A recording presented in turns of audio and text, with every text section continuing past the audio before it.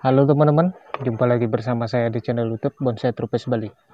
Baik teman-teman, dalam perjumpaan kali ini kita akan sedikit melakukan perawatan pruning untuk bahan bonsai yang berjenis sisir teman-teman ya. Nah, bahan sisir itulah bahan jenis pohon yang memiliki karakter berduri teman-teman ya. Nah, untuk bahan sisir ini sudah kita rawat hampir kisaran 7 tahun lebih. Dari awal kita mengambilnya dari alam. Nah, di sini kebetulan memiliki karakter yang lumayan cukup tua sekali teman-teman ya. Nah, ciri-cirinya di sini di bagian induk sudah memiliki keruakan yang alami. Hanya di sini saja kemarin sedikit kita buka teman-teman ya. Nah, untuk bahan sisir ini kita akan lakukan proses perawatan pruning karena di sini untuk pertumbuhan cucu-cucu ranting hanya di bagian sini saja dulu teman-teman ya. Jadi kita akan pruning agar yang lainnya itu nanti bisa muncul teman-teman ya. Nah, oke teman-teman, kita sambil pruning saja teman-teman ya. Nah, untuk cara pruning kalau perantingannya sudah agak rapat, kita bisa lakukan pruning dengan cara seperti ini teman-teman ya. Kita langsung pertahankan bentuk kelompok rantingnya atau kelompok tajuknya masing-masing teman-teman ya. Nah, usia daun kalau kita melakukan pruning usahakan sudah hijau pekat seperti ini teman-teman ya, dan sangat subur.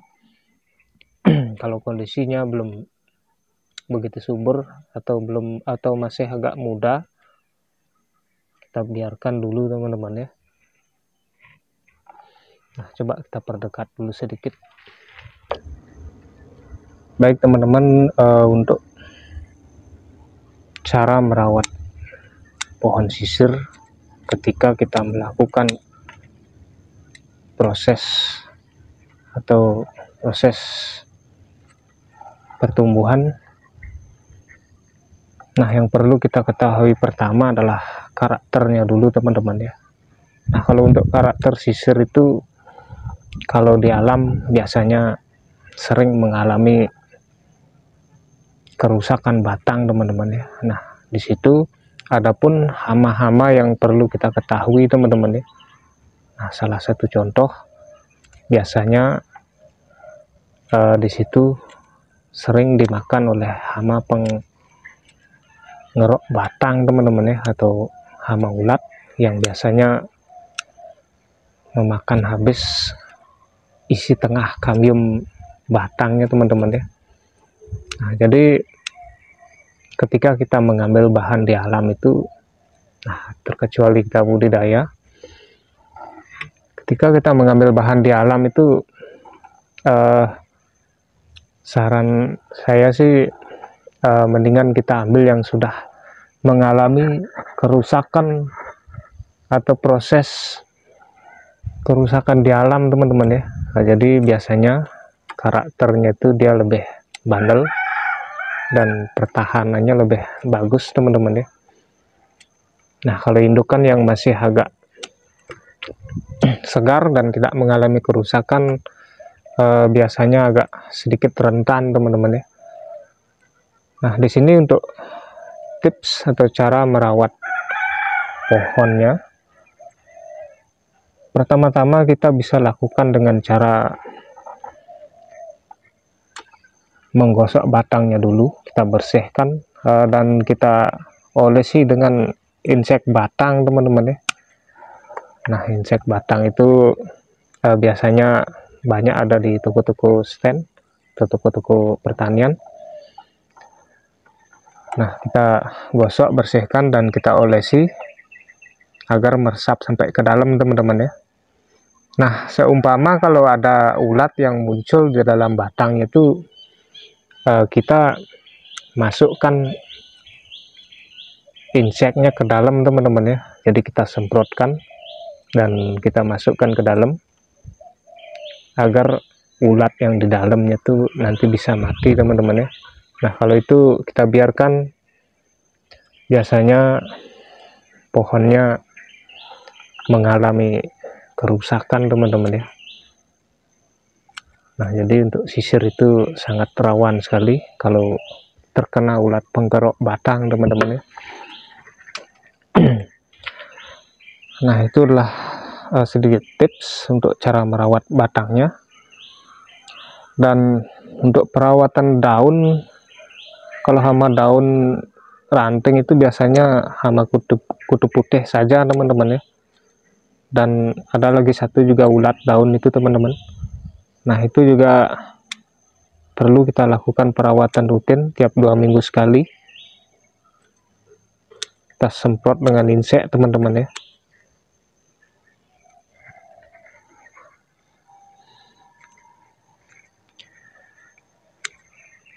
Nah untuk media terutama kita gunakan media yang bersih sekali teman-teman ya. Nah contoh seperti pasir malang, ketika sudah bahannya itu sudah dipot seperti ini teman-teman ya. Nah jadi untuk media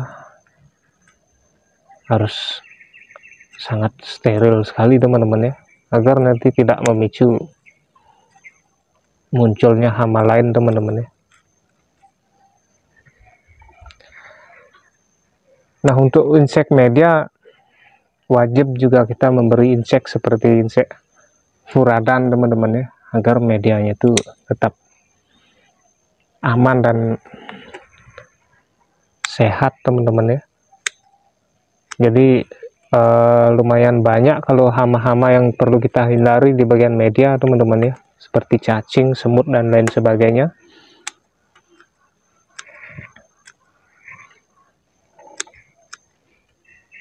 Nah kalau kondisinya sudah subur seperti ini, biasanya sudah stabil teman-teman ya.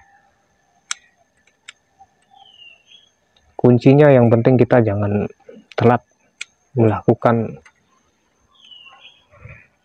perawatan saja teman-teman ya. Nah untuk perawatan media atau proses pergantian media itu kita wajib menggantinya maksimal paling lambat 3 bulan sekali teman-teman ya.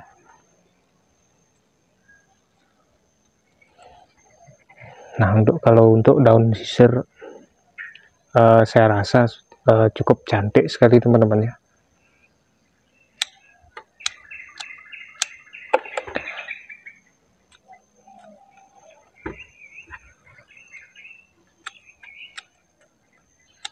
Nah kita pruning seperti ini dulu, nanti kita spis sedikit-sedikit kelompok rantingnya masing-masing teman-teman ya. Nah kalau pertumbuhannya ini kan adalah gaya pertumbuhan pohon yang bergaya berbatang dua teman-teman ya, atau bergaya twin. Nah kadang-kadang juga tarikannya tidak sama teman-teman ya, atau tarikan pertumbuhannya.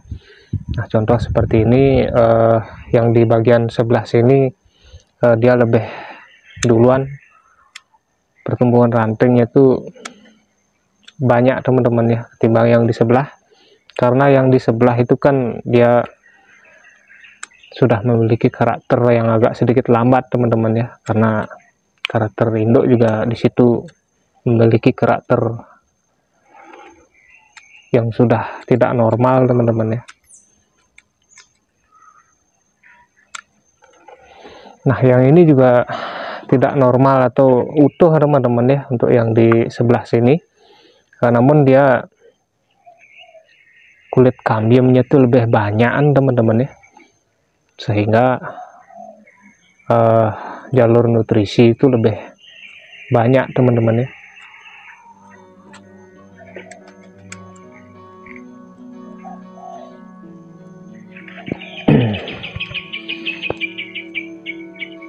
Nah sekarang kita pisahkan saja sedikit kelompok-kelompok rantingnya teman-teman ya, agar nanti bentuk kelompoknya itu tidak bulat saja teman-teman ya.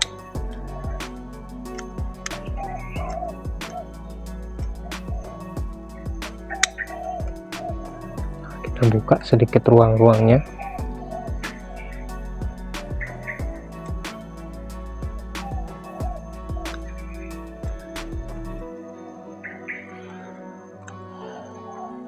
Jadi untuk kesuburan pohon sisir itu harus tetap kita jaga teman-teman ya, jangan sampai lambat untuk mengganti media teman-teman ya, karena itu nanti akan sangat berpengaruh teman-teman ya.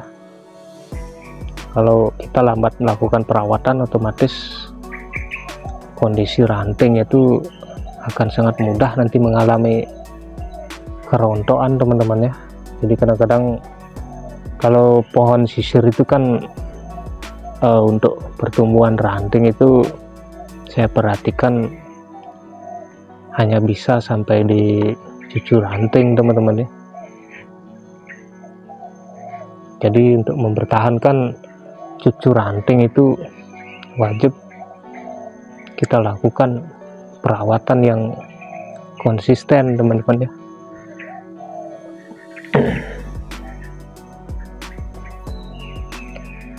Nah, kita lanjut di bagian sebelahnya sedikit teman-teman ya. Nah, untuk di bagian sebelahnya nih kita pruning yang sudah muncul saja teman-teman ya.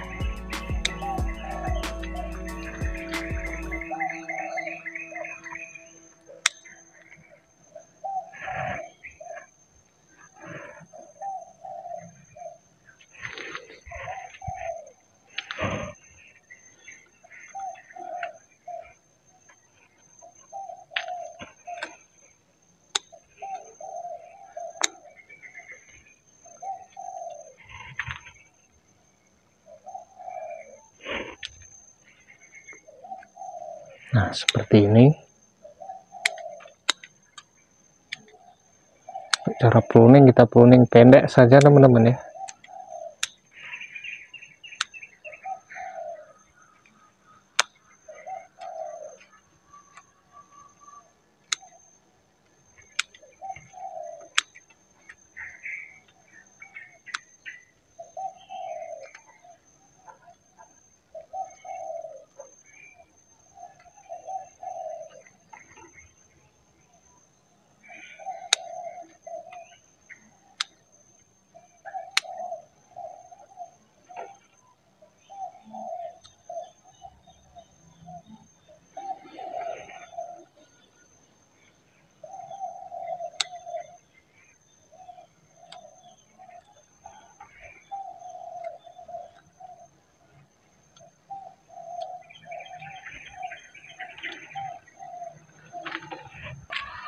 Oh ya teman-teman, kalau untuk media, kalau sudah di kondisi pot seperti ini, usahakan kita menggunakan media pasir malang saja teman-teman ya, yang sifatnya poros, agar kondisi akar di bawahnya itu tidak mudah mengalami pembusukan teman-teman ya. Karena kadang-kadang kalau medianya itu tidak poros dan bersih, biasanya sangat mudah mengalami pembusukan teman-teman ya.